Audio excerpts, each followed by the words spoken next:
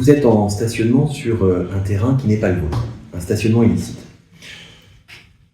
La police municipale, ou la gendarmerie, ou la police nationale peuvent venir vous voir et commencer à vous menacer d'expulsion. L'expulsion, pour arriver, c'est pas le maire qui décide, c'est pas la police qui décide dans son coin, il faut qu'ils aient une décision prise par un juge pour vous expulser. La première étape, souvent, c'est qu'un huissier passe vous voir pour récupérer les noms, comprendre un peu qu'est-ce qui se passe, dans combien de temps vous voulez partir, etc. Et l'huissier va faire un constat. Ça ne sert à rien d'être désagréable avec l'huissier, ça ne changera strictement rien, et à la limite, on a plutôt intérêt à ce que ça se passe bien, et qu'il ait des noms.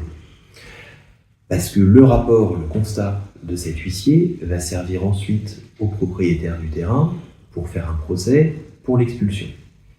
Et nous, ce procès, on veut y participer, pour demander au juge de ne pas nous expulser tout de suite. Si on ne donne rien comme information et qu'on fait l'autruche, qu'on s'enterre dans le sable, on ne saura pas ce qui se passe. Et le jour où les gendarmes ou les CRS arrivent pour nous expulser, c'est trop tard.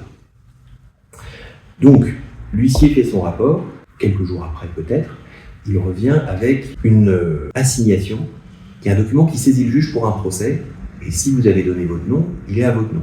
C'est tant mieux, comme ça on va pouvoir aller se défendre devant le juge.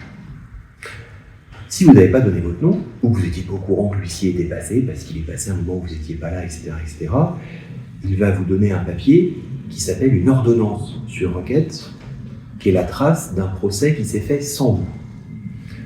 Ce document, il faut le récupérer, on va vous le donner, il faut bien le garder, aller voir tout de suite l'avocat pour qu'on demande en urgence à pouvoir refaire un procès, pour qu'on puisse obtenir un délai.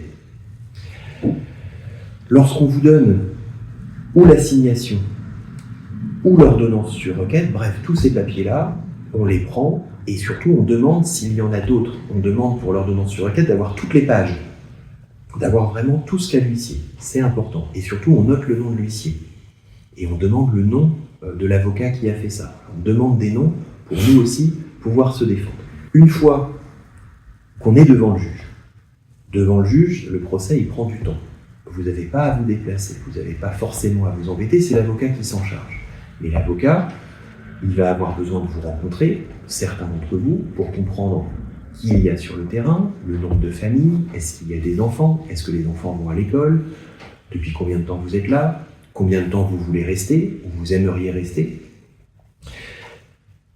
Avec toutes ces informations-là, l'avocat il va expliquer au juge votre situation et demander un délai. Ça va vous permettre de vous organiser, ça va vous permettre aux petits de finir la scolarité, etc., etc. Et ce délai-là, ça force le maire, la préfecture, etc., à le respecter. Ils ne peuvent plus vous expulser. Donc c'est important de participer à ce procès. Donc la différence entre le référé et l'ordonnance sur requête, pour bien comprendre. Le référé, c'est le procès où on demande à ce que vous soyez expulsé, et nous, on demande un délai avant cette expulsion. Et c'est un procès qui se passe avec nous. On est au courant de tout, on peut se défendre, on peut s'expliquer. L'ordonnance sur requête, c'est ce qui se passe quand on ne participe pas au procès. Le juge, à la demande du propriétaire du terrain, fait un procès dans notre dos, et on découvre le résultat un peu trop tard. Et donc on est expulsé ou on va être expulsé. L'ordonnance sur requête, on peut la contester et demander un vrai procès une fois qu'on en a connaissance. Mais il faut faire vite, puisque on risque l'expulsion à tout moment. Donc il faut tout de suite prévenir la DGVC, qui nous préviendra en urgence.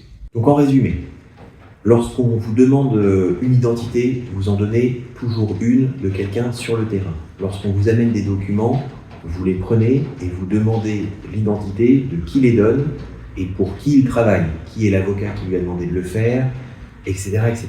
Et lorsque vous avez les papiers, vous appelez tout de suite la DGVC pour savoir qu'est-ce que ça veut dire et qu'est-ce qu'on peut faire face à ce papier.